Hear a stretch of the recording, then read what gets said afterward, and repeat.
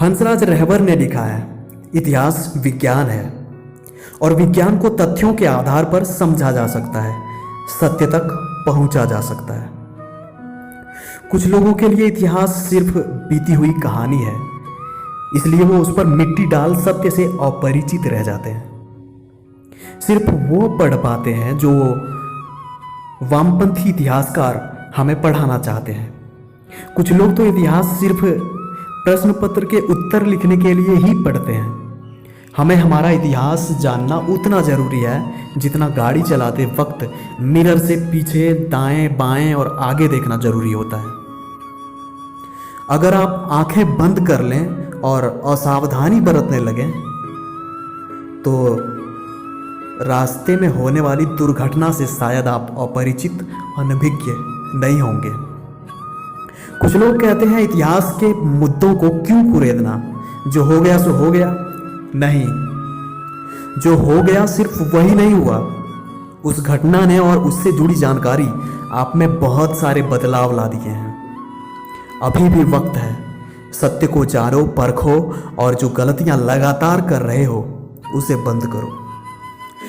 हमें हमारा इतिहास न जान पाने की बड़ी वजह है कि हम अंग्रेजों से तो 47 में ही आज़ाद हो गए थे, किंतु हमें विचारों से लगातार गुलाम रखा गया, गुलाम बनाया गया। हमें एक परिसीमा में, एक परिधि के अंतर्गत बांध के रखा गया, बांध दिया गया। हम उसके अतिरिक्त कुछ सोच ही नहीं सकते। मुगलों ने भारत पर कितने वर्षों तक शासन किया? अकबर से लेकर औरंगजेब तक।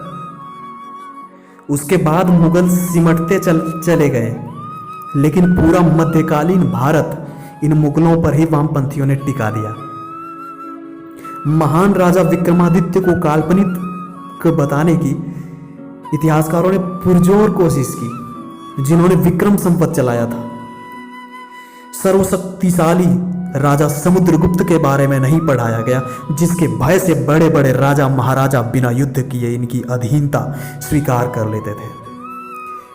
हमें जो जीता वही सिकंदर बताया गया, जबकि जो जीता वो चंद्रगुप्त मौर्य था।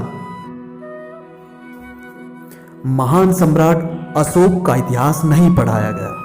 महाराणा प्रताप, छत्रपति शिवाजी जैसे शूरवीरों से संबंधित कितने प्रश्न परीक्षा के प्रश्न पत्रों में आते हैं,